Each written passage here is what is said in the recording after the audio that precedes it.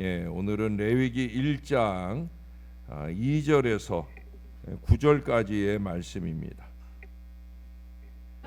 이스라엘 자손에게 말하여 이르라.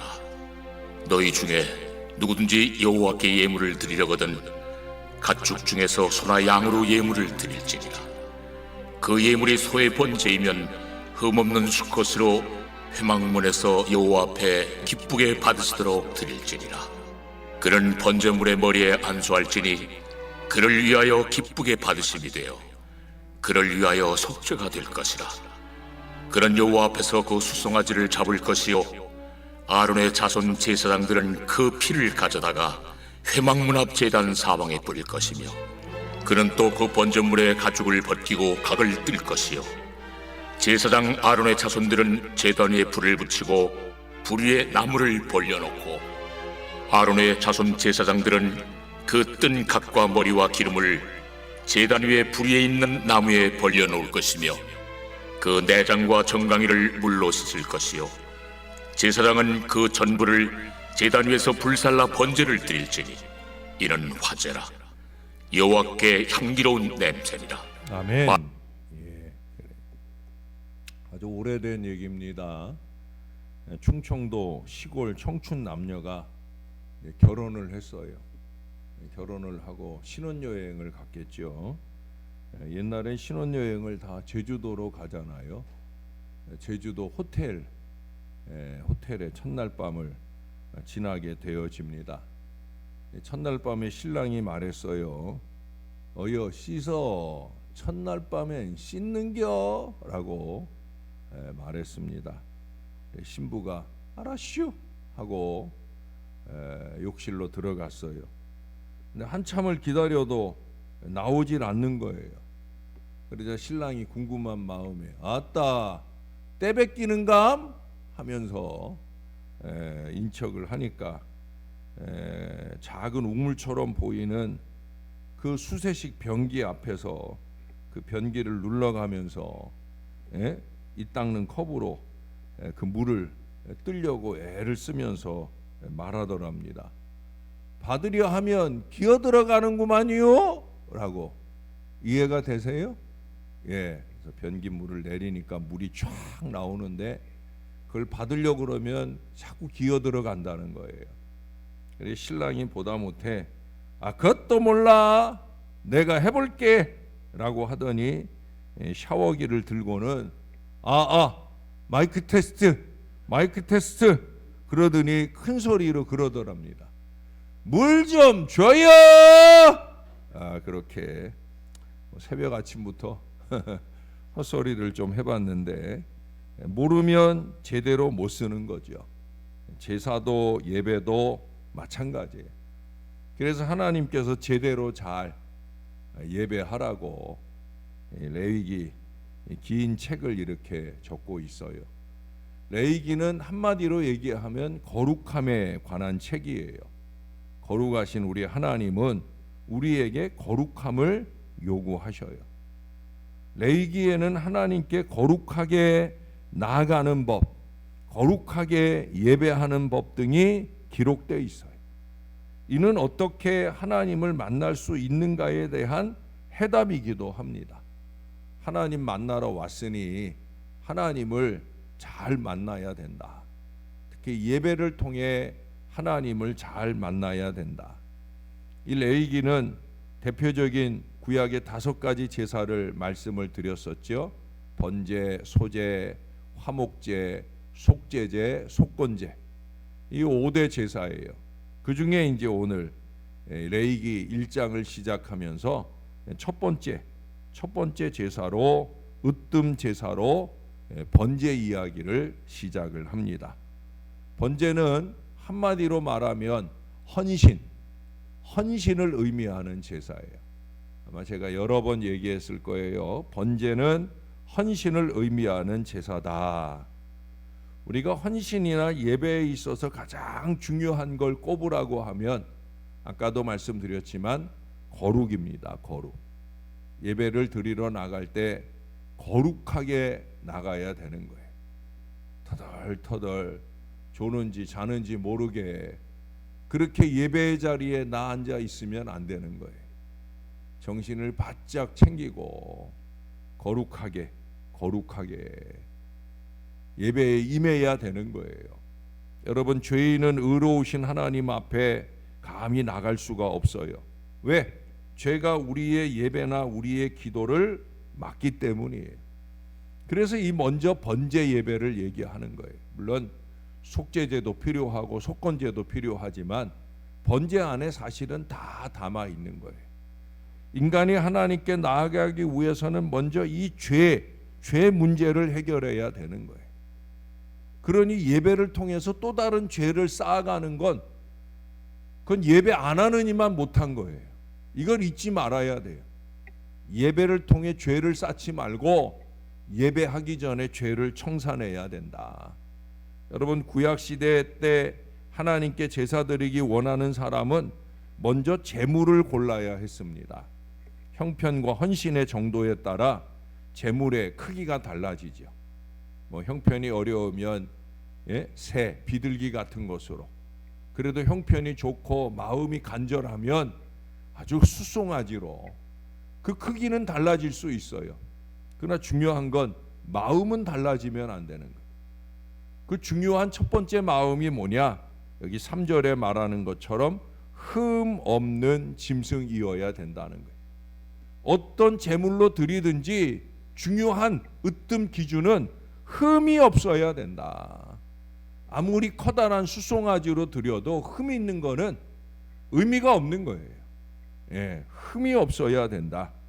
이 제물을 선택한 예배자는 그 짐승의 머리에 안수한 후에 직접 그 짐승을 죽여요. 안수한다라는 것은 자신의 죄를 그 짐승에게 전가한다는 의미예요. 자신과 짐승을 동일시한다라는 의미입니다. 그래서 내가 지금 이 짐승을 죽이는 것은 곧 나 자신을 죽이는 것으로 이해가 되시지요? 나와 이 짐승이 같은 것이고, 이 짐승을 죽이는 건 사실은 내가 죽어야 되는데 내가 죽을 수는 없고, 그래서 내 대신 이 짐승을 죽여 제물을 삼아 드린다라는 거예요. 내 죄에 대한 철저한 심판을 내가 내리는 거예요. 죄의 싹은 사망입니다. 죄의 싹은 사망입니다. 그래서 이 짐승을 죽여야 되는 거예요. 사람들은 자신의 죄에 대해서는 관대하고 타인의 죄에 대해서는 엄격한 걸 봅니다. 그러나 하나님 앞에서는 그 반대가 되어야 되는 거예요. 다른 사람의 죄가 어떻고 저떻고 이거 중요하지 않아요. 하나님 앞에는 나의 죄를 엄격히 보며 그 죄를 간절한 회개로 씻을 그 마음이어야 되는 거예요. 내가 이렇게 살면 안 되지라고, 내가 이렇게 예배하면 안 되지라고 생각되는 거, 그거 언제까지 뭉개고 10년 20년 그러고 살겠어요. 주님께 갈 날이 가까워 오는데 이제는 좀 정신을 차리고 스탑, 멈춰야 되지요. 정말 하나님 앞에 서보면은요, 자신의 죄가 너무 커 보이고, 그래서 베드로처럼 이사야처럼 그것을 씻고 싶은 그 마음이 간절해지는 거예요. 그 간절함이 없다는 건 뭐예요? 내가 지금 하나님 앞에 있지 않다는 거예요. 여러분, 하나님 앞에 있으면 간절해져요. 이 죄인이 그 간절한 마음으로 우리의 죄를 철저히 회개함으로 씻어내야 거룩하게 하나님께 나아가야 된다는 거예요. 두 번째로 꼽을 수 있는 것은 온전히 드리는 제사가 되어야 된다. 온전한 예배, 온전한 헌신이 되어야 된다는 거예요. 번제로 제사 드릴 때는 이 짐승의 가죽을 제외한 모든 제물을 다 불로 태웁니다. 그 태울 때 나는 그 향기는 그 제단에서 하나님께 온전히 다 바쳐 드리는 거예요. 그리고 그 남은 가죽은 제사장에게 줍니다. 결국 예배자에게 돌아오는 것은 아무것도 없어요. 이게 뭐예요? 이는 자신의 모든 것을 하나도 남김없이 다 드린다. 헌신이나 예배는 그런 거예요. 여러분, 예배 자리에서 딴 생각하면 안 돼요. 온전한 예배, 온전한 예배. 헌신할 때도 마찬가지. 번제는 하나님께 대한 온전한 희생과 완전한 헌신을 상징하는 거예요. 아까는 제가 그냥 헌신이라고, 헌신을 의미한다라고 얘기했는데, 이게 그냥 헌신이 아니라 온전한 희생과 완전한 헌신을 상징한다는 거예요. 우리는 하나님께 나아갈 때 마음과 뜻과 정성을 다해야 되는 거예요. 저는 대충 예배하는 걸 보면 화가 나요. 죄송하지만 졸며자며 예배하는 걸 보면 정말 화가 납니다. 찬송할 때 특히도 찬송을 하는데, 하나님이 영광 받을 찬송을 하는데 졸고 자고, 그러려면 그냥 집에서 자지. 왜 그럴까 싶은 생각을 자꾸 하게 되는 거예요. 온전한 예배가 돼야 되니까. 여러분, 이 땅의 모든 것은 다 하나님께 속해 있고 하나님을 위한 존재입니다. 헌신은 단순히 그냥 드리는 게 아니라 하나님의 것을 하나님께 돌려드리는 행위예요. 그러니까 빠짐없이 남김없이 이것도 챙기고 저것도 챙겨서 하나님이 기뻐 받으시도록 그렇게 온전하게, 이것을 잊지 말아야 돼. 헌신은 단순히 그냥 아니에요. 어떤 것도 하나님께 숨김없이, 아간이나 아나니아 삽비라처럼 숨기고 드리는 헌신이면 안 된다는 거예요. 부분적인 헌신이 아니라 전적인 헌신으로 나아가야 되는 거예요. 하나님께서 싫어하시는 단어가 적당히예요. 적당히. 여기 적당하다라고 하는 건 온전한, 알맞은 것을 의미하는 게 아니죠. 적당하다. 우리가 음식을 만들 때 간을 적당히 넣어야 될 때에 적당하게, 그걸 말하는 의미는 아니에요. 대충 한다는 거죠. 적당히 신용만 낸다는 거예요. 하나님은 그걸 싫어하셔요. 적당히 예배의 자리나 채우고 가는 거, 그거 싫어하셔요. 하나님께는 한 사람의 예배라도 상관없어요. 그 한 사람의 예배가 온전히 드려지는 예배면 하나님은 얼마든지 행복해 하신다는 거죠. 예배의 자리에 있는 내가, 헌신의 자리에 있는 내가 절대 적당히 대충 신용만 내는, 흉내만 내는 것이어서는 안 된다라고 하는 거예요. 헌신은 온전해야 된다. 아멘? 잊지 말아야 돼요. 헌신은 온전해야 된다. 예배는 온전해야 된다. 여러분이 저 문을 들어와서 예배 자리에 앉은 순간부터 예배하는 거예요. 저는 준비 찬양이라는 말도 싫어해요. 준비 찬양이 어디 있어? 찬양이지. 예배하는 그 시간, 찬양하는 그 시간부터 예배예요. 예배. 온전하게 하나님 받으시도록 그렇게 예배해야 됩니다. 한 가지만 더 꼽는다라고 하면 5절 하반절에 보면 제단에 피를 뿌리는 말씀을 하고 있어요. 제사 드리는 과정에서 필연적으로 발생하는 것이 있죠. 그것은 바로 피입니다. 그럴 수밖에 없잖아요. 생명을 죽이니 그 생명 가운데 있는 피가 쏟아져 나오잖아요. 그것도 훅 쏟아져 나오잖아요. 이 피는 생명이요 희생입니다. 그래서 피 흘리는 제사를 드리게 하시는 거예요. 제사장은 제물의 피를 제단의 뿔에 바릅니다. 이 피를 통해서만 죄 사함을 얻고 하나님으로부터 새 생명을 얻게 되는 거예요.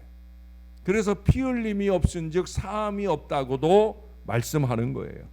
우리는 여기서 이 죄의 심각성을 깨닫게 되어집니다. 죄가 죽음을 가져오기 때문이에요. 그래서 구약 제사에는, 구약 시대에는 제물인 짐승이 죄인인 인간을 대신해서 피를 흘렸고, 그리고 오늘 이 시대에 와서는 우리 예수님께서 대신 십자가에 달려 죽으시며 물과 피를 다 쏟으셨어요. 우리 신앙은 여기서 출발을 하잖아요. 번제에서 피를 뿌리는 의식은 장차 영원한 대제사장이 되사 친히 자신의 피를 십자가에 뿌리신 예수 그리스도의 그 사역을 예표하는 거예요. 구약은 구약 성경으로 끝나지 않아요. 그러니 구약은 필요 없다라고 말하는 것만큼 어리석은 건 없는 거예요. 구약의 말씀을 거울로 해서 이 땅에 우리 예수님의 은혜 역사가 출발이 되는 거예요. 그래서 우리가 이 구약을 밑거름으로 해서 그것이 예표하는 예수 그리스도의 위대한 피 흘림의 역사와 구원의 은혜를 깨달아 알아야 되는 거예요. 사랑하는 여러분, 예수님의 피 흘림이 우리를 살게 한 줄로 믿습니다. 우리 신앙은 여기에 근거하는 거예요. 그러니 정신을 바짝 차리게 되는 거예요. 주님의 피 흘림이 나를 구원하였고 주님의 피 흘림 덕분에 나 같은 사람의 이 예배를 우리 하나님이 받으시는구나. 이걸 기억해야 되는 거예요. 우리의 헌신에도 피를 담아야 됩니다. 땀과 눈물을 담아야 됩니다. 우리의 피땀이 주님의 제단에 온전히 뿌려져야 되는 거예요. 다시 말씀드려요. 번제는 모든 삶과 생명 전체를 온전히 우리 하나님께 바치는 헌신을 의미합니다. 얘기 하나만 더 하고 말씀을 마칠게요. 오래전에 설날에 외국인들을 위한 부흥회가 있었습니다. 성령의 놀라운 역사 속에서 진행되는 뜨거운 은혜의 시간들이었어요.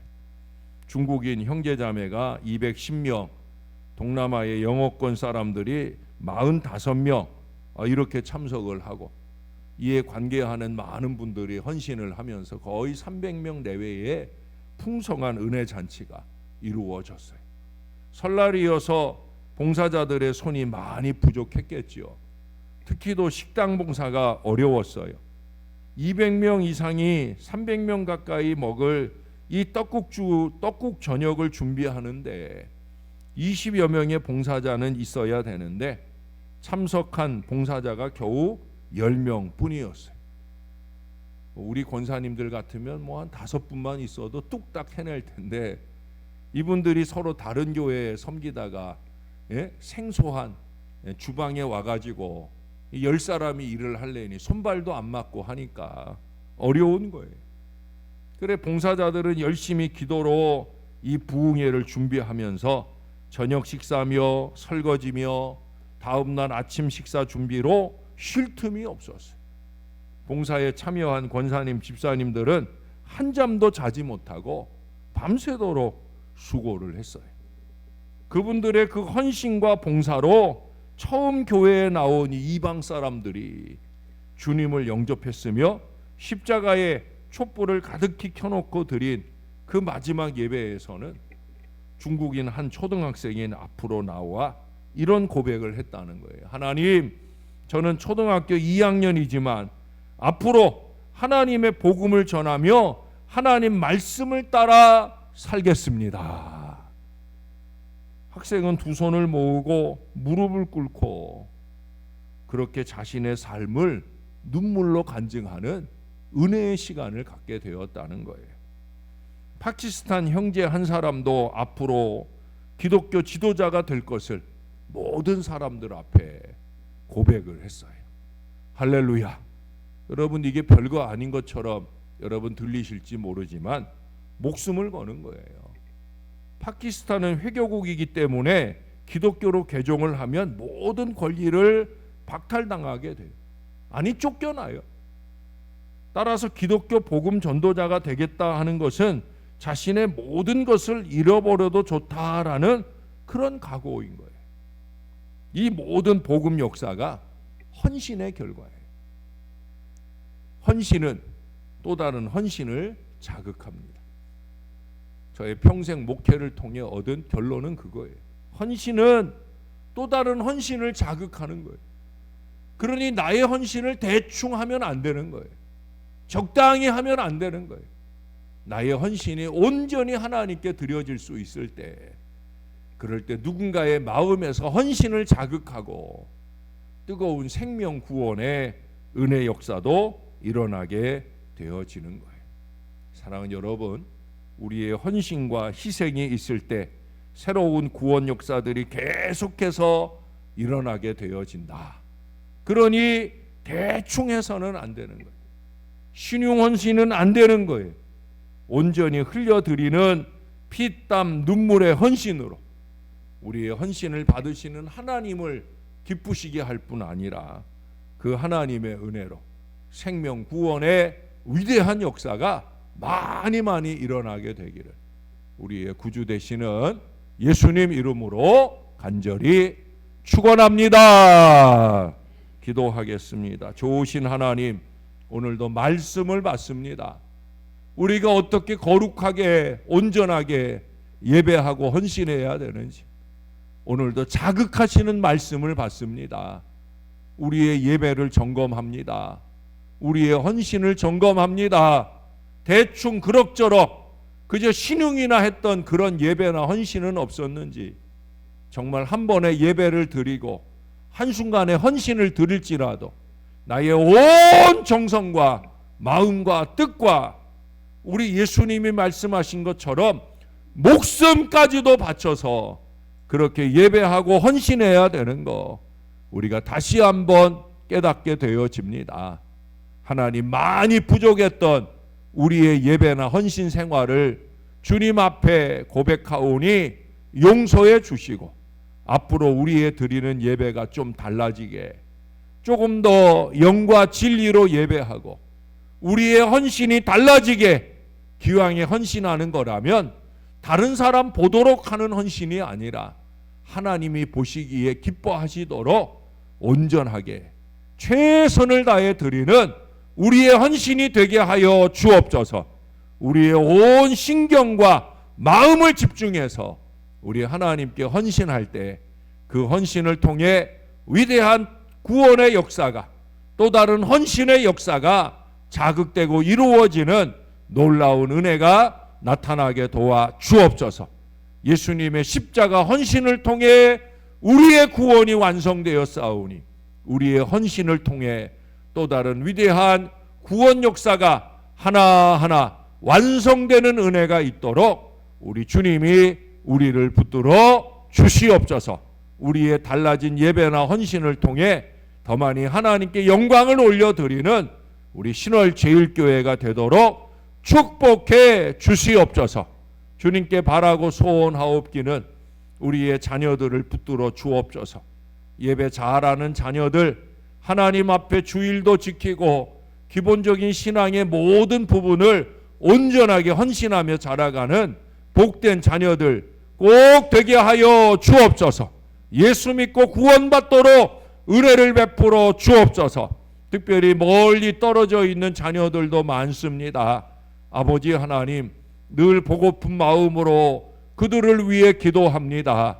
우리의 기도를 들어주셔서 그들이 타국 땅에서 살아가는 어렵고 힘든 삶 가운데 주님이 꼭 동행해 주시고 하늘의 위로와 은혜 가운데 승리하며 살아가는 복된 주의 자녀들 되어지게 축복해 주시옵소서. 감사합니다. 예수님 이름으로 기도합니다. 아멘.